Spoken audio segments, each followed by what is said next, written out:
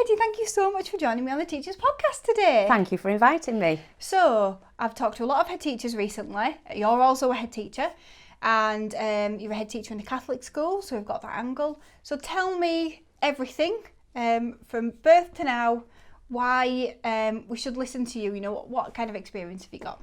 Okay, well, I'm a 70s child, and I mean just. Yeah.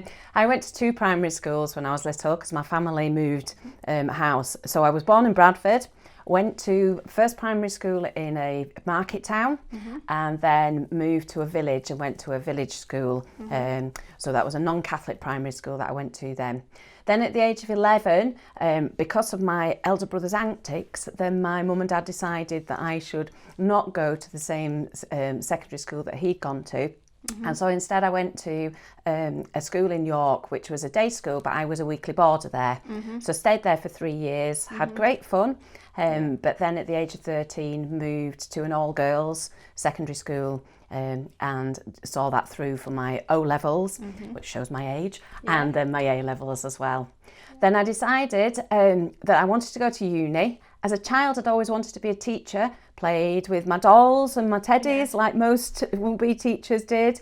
But then in my teenage years, I got an interest in maths and thought I wanted to be an accountant. So I said to my dad, I think I'd like to be an accountant. And my dad said, oh no, you'd be bored, stupid. Stick with your teaching. So I chose not to do a teaching degree. I chose to do a geography degree. So I did that and then went and did my PGCE. And then from then on, I became a classroom teacher. Then at the age of 30, a deputy head. And at the age of 33, got my first headship. That's amazing. I mean, being a head teacher at 33, like, what was that even like? It was okay, actually. I think just because I'd gone through the process, I'd had the training, my MPQH, I'd had people supporting me all the way through as a class teacher and then becoming a middle leader and then into senior leadership. It wasn't very daunting. The most daunting thing was that I moved from Bradford down to Cornwall for my first headship and had 4 years down there. So it wasn't at the same school? No. Which I suppose in some ways, well, it has its benefits, but then its drawbacks, doesn't it? So how did you find that the other staff treated you then, knowing that you were 33? On my first day, down in Cornwall, I met with all the staff individually to find out about them. And I do remember one of the senior leaders sitting me down and saying, so do you have children?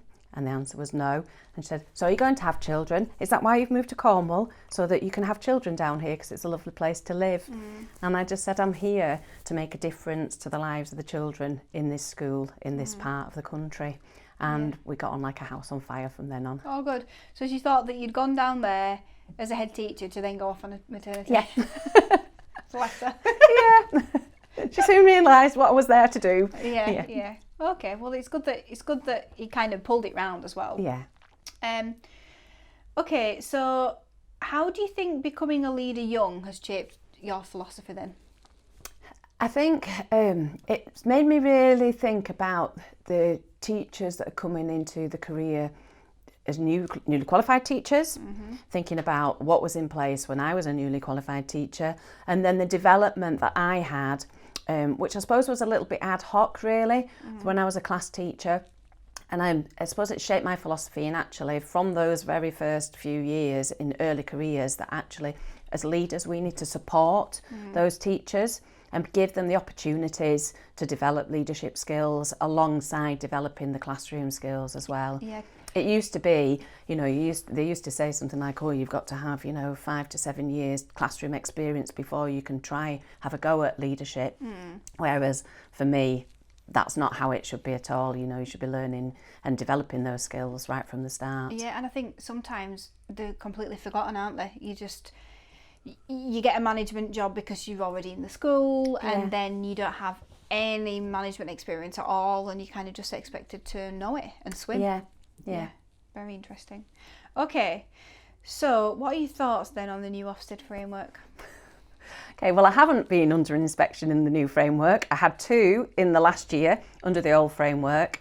The new framework just makes me a little bit concerned for middle leaders and class teachers, because I think the emphasis has moved, certainly how it used to be, you know, as a head, you were the only one involved in Ofsted, you know, you had all the meetings, and maybe with your senior leadership team, and now the focus really is on those middle leaders and leaders of the subjects, and they're not even core subjects, you know, they're the foundation subjects that they're doing deep dives on.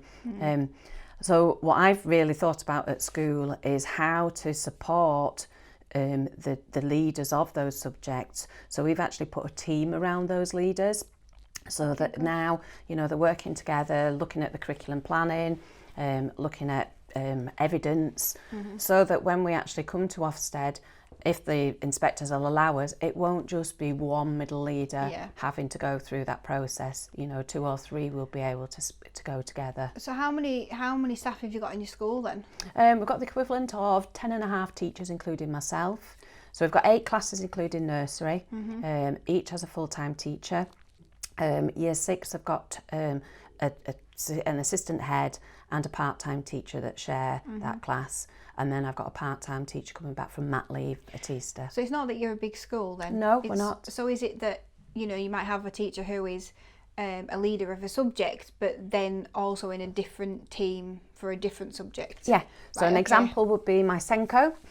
So he's been with us for 5 years since he was an NQT. So he took on the Senko role a couple of years ago.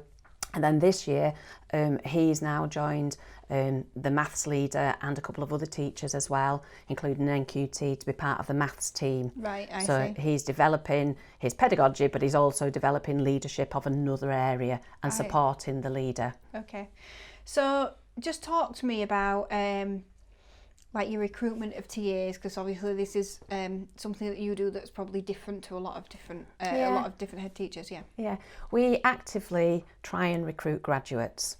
So for the last 5-6 years in our adverts, we've actually put, you know, are you looking to become a teacher? Do you want classroom experience? We will support you with that. And we've been really successful in recruiting from across a wide field, really. So we sent, I think, 7 teachers, TAs, on to do the teacher training. Last summer we sent 2 to be educational psychologists as well. Wow, yeah. So we've had a couple that have come through that have done their training in a foundation degree while they've been with us. Or they've gone to night school and they've done, you know, TA courses while they've been there, and then gone off to do teacher training. So there's lots of different avenues, I think, and I think that's really positive. You know, that people can choose which avenue they choose to go into teacher training. So if a teacher comes to you as a TA, do they go off somewhere else to do the teacher training, or do they do that with you? Right, they do it through our Catholic Schools Partnership Teaching School Alliance. Right, So for okay. short, I'll call it CSP. Yeah. Okay, so as part of our Teaching School Alliance, then we train ITT students in conjunction with Leeds Trinity University. Right, yeah. So all my teaching assistants have, the bar one, who wanted to go to a Leeds teaching school, all of them have gone through our CSP route for Schools Direct. So it's postgraduate degree, and they again then get to have experience either in our school or in one of the 18 primary schools that are in CSP. So how many years experience do you expect them to have before they can go on to do the ITT? It varies, it's up to the teaching assistant. So we have some that I've had one that's been with us 6 months and then decided to go. Most probably stay about 2 years, get that experience, you know, have a go at teaching in the classroom, taking on a bit more responsibility. And I've got one who she's been with us 5 years and she's still just undecided. Not sure, yeah. Do you find that they make better teachers because they've got the experience beforehand? I wouldn't necessarily say they make better teachers. I think that, you know, all teachers these days, I think, are better trained, whatever route they've taken. So currently we've got 4 ITT students. We've got one who's doing Schools Direct through CSP. I've got 2 that have come from a 3-year graduate programme at a university, and another one who's doing, again, he was through a different university, and again, undergraduates. So I think, you know, the experiences that you all bring is really good. Yeah, and I guess it's not a bad thing, is it, to have had time in the classroom before you're kind of thrown in, especially when it's when it's ITT, it's like really full on, isn't it? It is. You need kind of experience beforehand. Okay then. So you take on TAs who, wanting to progress to teaching. So during that time then, do you feel like you give them maybe more experience or responsibility in the classroom than maybe, an average TA around the country might get? I can only speak for my school. So we've got teaching assistants who haven't got degrees and who don't want to do teaching, but they also are offered opportunities within school to take on responsibilities. Yeah. So for example, I've got 2 who this year have partnered up and they're doing cover supervisor roles for 2 afternoons. Neither want to go on to teacher training, but they want to have the experience of doing more than they have been doing previously. Yeah. Good. So TAs come in and they might then sort of do teacher training. Like, how do you afford to pay them all? Okay, well, I suppose because my school is in an area of high deprivation. Yeah. So 85% of our children live in the most deprived 30% wards in the country. So we do get money through pupil premium, but like all schools, our budgets are really tight. Yes. But because we're a school in deprivation in Bradford, then we've been able to access a number of grants. So through the Bradford's an opportunity area, so we've got a significant amount of money through that. Yeah. We've also done quite a lot of school-to-school support over the last 3 years, supporting other schools, which means that we get money in school from that. Which so means who delivers that then, your school support? Mixture. So I do as a local leader of education, an LLE, but also I have got a number of SLEs, specialist leaders of education, but also we call them trainee SLEs now. So teachers that are not badged as SLEs yet through the Catholic Schools Partnership. They don't have that designation. However, they're all high quality teachers. So they've been paired up with teachers in the same year group and supporting that way. Yeah. Fascinating, really fascinating. Okay, so what's different then about working in a Catholic school? Because I remember, and we talked on the phone, I did my teacher training in Liverpool, and there were so many teachers there from Northern Ireland, and I remember it being this massive thing about trying to get a job in a Catholic school.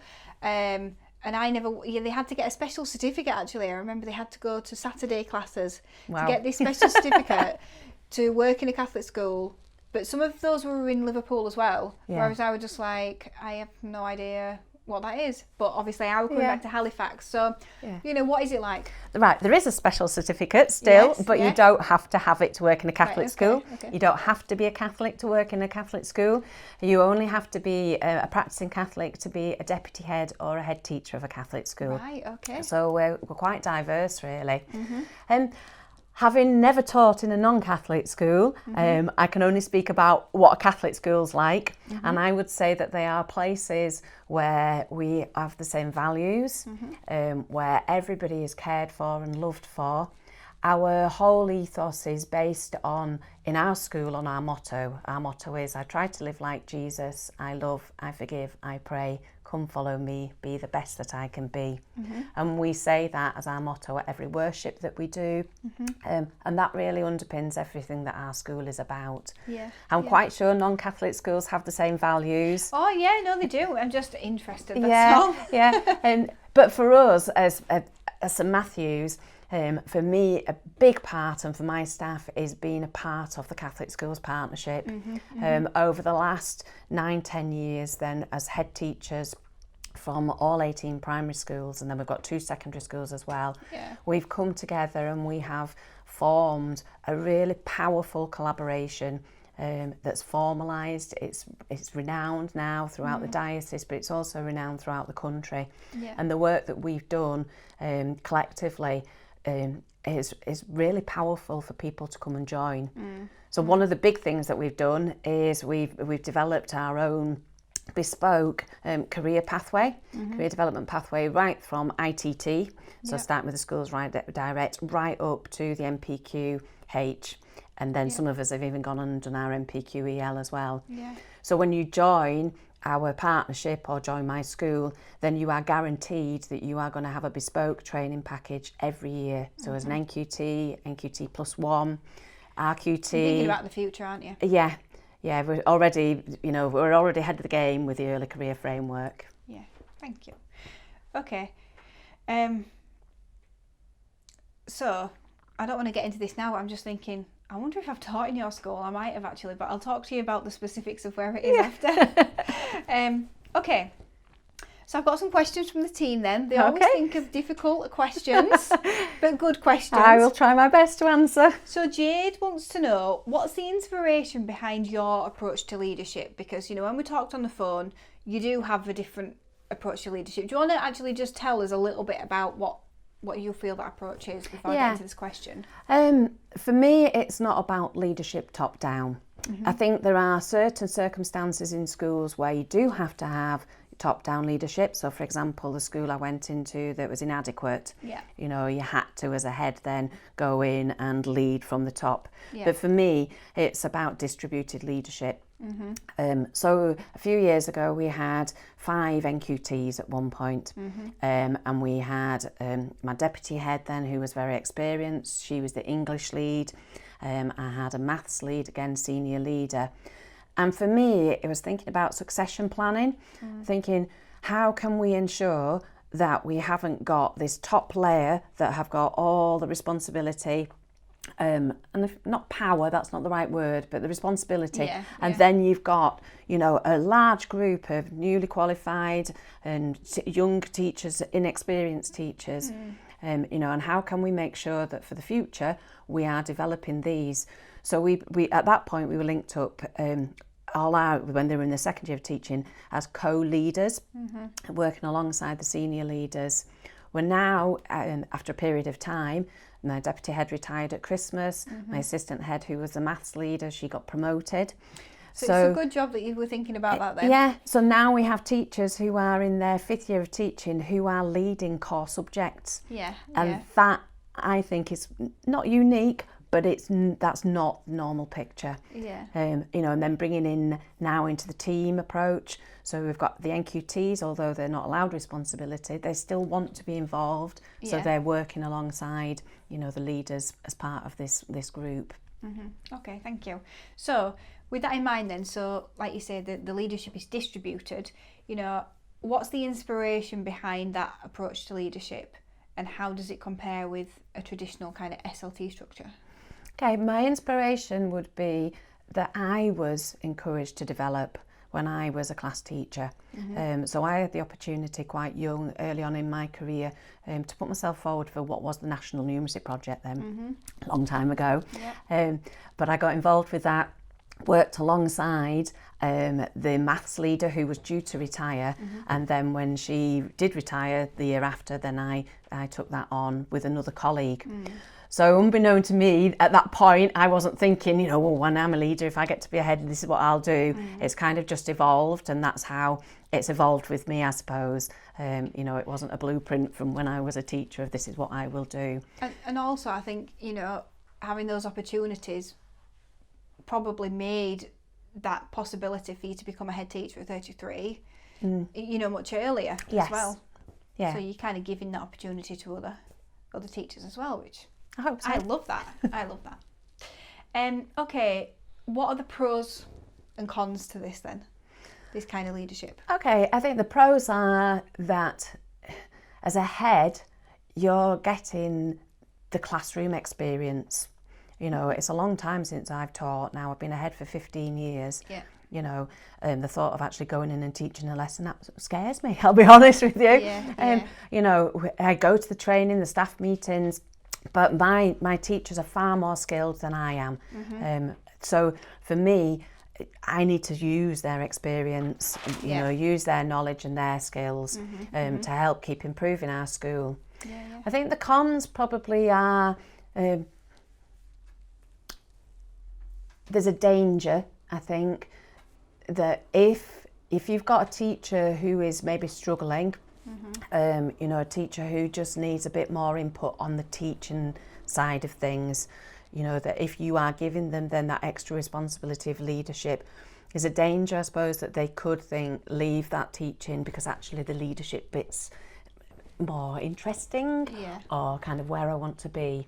And actually your classroom practice comes first. Yes. So I think there is that danger. But as a head, you have to kind of, you weigh that up and you work through performance management, you work with them, you know, on a daily basis to make sure that doesn't happen. It's difficult, isn't it? Because you can feel like you're doing two jobs. Yes. I certainly feel that, and I know members of my team feel that when they've got to do half kind of leading and half doing. Yes. It's very difficult to do the two things together. Yeah. Yeah.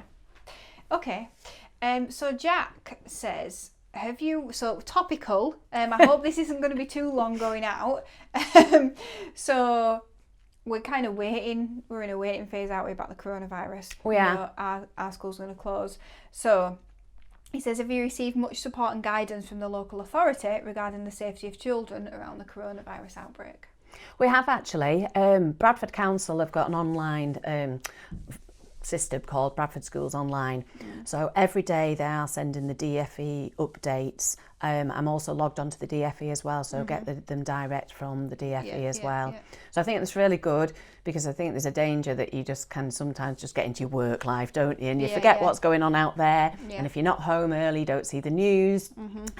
Whereas actually the guidance that's coming through the DfE's really kind of made me think. So last night at staff meeting, we just took 10-15 minutes to talk around, starting to think about what we would do, you know, if schools were closed. Yeah. So what teachers' work would look like, what teaching assistants would be able to practically do at home, and what resources they'd need to take home with them. And then more importantly, thinking about the children. Yeah. You know, if we're closed for 3 or 4 weeks, we need children to keep learning. Yeah. You know, we want parents to be supported. We don't want to send them home with nothing, but we equally don't want to send them home with piles of worksheets. This is it, you know, so we're working around, thinking about kind of doing project work with them, using online resources like the ones that you're hopefully going to produce. You know, and looking at ways of how children can access learning from home for quite what could be quite a period of time, really. And I think it's really worrying for parents. I know we were having this conversation before. Like, yes, I've taught secondary, I've taught primary, but oh my word, the thought of like teaching a 3-year-old now, I'm thinking, oh my word, and I'm thinking of all the continuous provision things I could do where I don't kind of have to do it. I just have to set it up. Because you know, she can write a name, but she's 3. She don't want to do worksheets and things that I don't want to force her to do it, and it's a very stressful time. So yeah, we've got Classroom Secrets Kids. It's free right now, and we're banging a load of resources on, because I just think parents in particular need that support. But as a teacher, you're going to want to know that the children can do something that they actually want to do. Yes. Because it's not one day a snow day, is it? No, it's not. No, and it's frightening, like with the exams coming up as well. Okay, so Sarah says, what are the benefits and challenges of working with partnership schools? Okay, the benefits are huge, really, really huge for teachers, teaching assistants, leaders. Just in terms of professional development, you know, without working in a partnership, as we have done, I don't think that my staff, myself, would have developed at the pace that we have developed. Do you feel like it's a bit like a mat? It is, yes. Yeah. And eventually in the next 12 months, then we will form a mat. Right, okay. Yeah, so some of the schools in our partnership are already converted into the mat. Right. And there's another group going at the beginning of May, and then the rest will go over the next few months. Right. So it will be formalised as a mat. Yeah. So what kind of support do you get then? Well, I lead quite a bit of it. So I lead the NQT programme, you know, and work with another colleague, so the director of the teaching school, to run that and bespoke. So we're there for teachers. But we do something called health checks, nothing to do with coronavirus. Yeah. Okay, so they're like peer reviews in each school. So I work alongside another 3 schools, and every term we go and we do a health check. So we look at different aspects of their self-evaluation. school improvement plan. But it isn't just the head teachers, that's how we've developed it. Governors are involved, other senior leaders are involved in that, so they're getting really good professional development from that. But we also have subject leaders working together regularly, either in peer groups. So the 18 schools are grouped into 3 groups. So they either work as peer groups or they come together right across the partnership and do work. So we buy in external consultants who we know are high quality. So I think, for example, Laura Lodge, I think, who you've interviewed previously, she works with us. You're going to mention somebody that's been on my podcast. Laura. And so we make sure that we have high quality consultants working with us. You know, and the development, I think, right across from NQTs right through to heads and executive heads, it wouldn't have happened at the pace and the quality without being in a partnership. You need to share experience. You don't do, yeah. That's one of the things that I say to the team, really. You know, just be happy to share your mistakes Yes. as such, because it's not about that. It's just about moving on. What we don't want is 6 people to make the same mistake. No. It's okay for it to happen, but let's all learn from that one, and then we'll all learn from yours, and you can all learn from all of mine. Yeah. You know, and that kind that's of great. thing. So Lindsay wants to know then, why do you think your approach works better than the traditional kind of structure in schools? I don't know whether it works better. It works for me, it works for my staff, it works for the staff that have worked with me over the last, 10 years. Do the other partnership schools then do the same kind of leadership, or is it different? Each school is different and individual. So some schools have co-leaders, particularly where you've got lots of new to the career teachers. And that's where it's really valuable. Others have a bigger senior leadership group. Some have a structure. A number of our schools now have an executive head, heads of schools and assistant heads. So they've got different structures as well. So we're all a bit different, I suppose. But for me, it works and it has worked. And I think it's, again, as a leader in the profession, I think it's really important that we invest, right from day one, because these teachers who are new to the profession, they are our future leaders at the end of the day. They'll be sitting here talking to you when I'm retired. How exciting! You can send them now if you want. I'm always deep dives. I want to do some on deep dives. So. Do you? So as soon as you get your Ofsted. Okay. So how do you train your SLT then? Okay, a number of ways. We're just in the process, I suppose, of changing. I'm interviewing for a deputy head next week. So we meet as SLG, and if I give you the experience over the last few years, because we've gone from having 7 on a senior leadership group to it's a smaller number at the moment, just because of circumstances. So we don't meet as a senior leadership group that often, because we tend to meet as a staff, a full staff, because you've got the people who are not on SLG who have got key responsibilities in school. So they go on training. So most of my staff now have done the MPQML and MPQSL.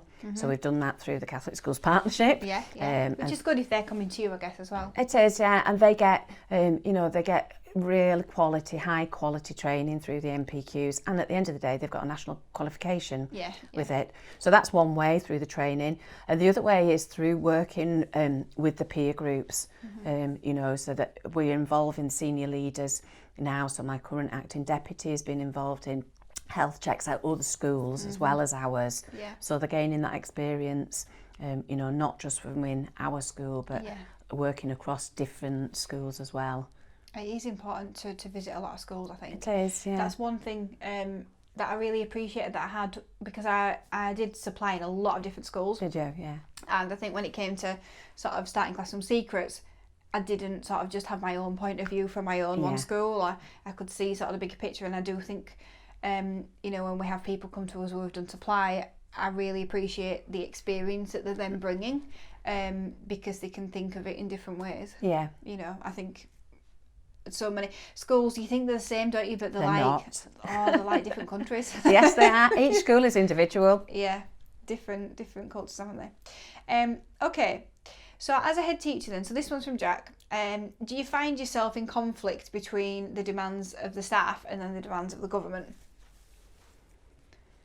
I'd probably say no, which is maybe a surprise to you. But good though. Yeah, I mean, I suppose because I've been a head for 15 years, you know, I've been through different Ofsted frameworks, you know, different ways of working. You know that they're looking for Ofsted changes, but also in terms of the data. You know, we've changed from the the levels and sub levels to now we've got age related. Yeah. You know, the early years framework's changed and is changing again in September. You know, it is constantly changing, and I don't actually think it's a bad thing. I think they haven't quite got it right, is what I would say. But I think change is good. Because I think otherwise people can get stuck. You know, I don't think they've got it right at the moment, and I think it needs tweaks and changes definitely. There's at the moment there's a call to halt Ofsted. I don't agree with that actually. I think that we just need to be able to have people that can work with DfE and Ofsted to actually shape what it looks like in the future. I think that's important. I do think somebody said once, and I've mentioned it on a few podcasts, that if an Ofsted inspector came in and then if they graded the school, I mean, I know it's not grading now, but if there were things to work on, they had to work with the school to improve that. Maybe it will be a different story. And I thought that's a really good idea actually. You know, yes, you're going into a school to judge it, but then you also have to work with them to get them to the point. The HMIs, we used to do that. HMIs, that was their role, but unfortunately there's not enough funding for that to happen anymore. And it is a shame really. But equally, I suppose that's where your NLE and your LLE work comes in. You know, you've got the broader system leadership there, and that's probably the role that they fulfil. Thank you. Okay, so if you could wave a magic wand to solve the life-work balance problem, what would you do? Have more time. Be able to give teachers more time. Not necessarily to do a carte blanche, you know, your PPA for everybody is increased to, you know, 1 day a week. But I think to be able to say, actually, when there's a need and when workload is hard, so when you're doing data drops and things like that, you know, those times when there is pressure, to be able to release staff to be able to do that. And obviously that's funding is an issue for that. Time and funding, they're the key ones. Where do you think education's going to go in the next 10 years? Goodness knows. I think there's so much going on at the moment. You know, we've got the teaching school hubs, that's new. You know, Bradford is looking to be one of the test and learn areas. So we've got a new teaching hub there. So the teaching schools, that's going to change in the next kind of couple of years. I know at the moment they're looking at NLEs and looking at, you know, recruiting the next group of NLEs, but going through a recruitment process it's a bit more rigorous than perhaps the last one was. And really, you know, the accountability I think will be ranked up for them. And I think the shift from perhaps Ofsted and the HMIs to that system leadership, you know, and having executive heads and NLEs, I think is going to change quite dramatically. I also think looking at kind of the movement towards maths, that seems to have slowed down in some sectors and sped up in others. So I think that again it's unknown. I would say the future is very unknown, very unclear. On one hand, I think how exciting, and then in the other hand, I think how daunting. Everyone gets daunted by that question. It's like, what, you want me to predict it? You can't. No, it's just your thoughts, really, you know, what you think is going to happen. Okay, last question then, because you've already told me what you want it to be. But who was your favourite teacher at school and why? Okay, well, I've told you I went to 4 different schools, so it's quite hard to pick out. But I would say I'm going to go with she was the head teacher of the village primary school that I went to. She was called Miss Wilson, and then she got married, which was a huge surprise to us all, because you didn't think she was the marrying type.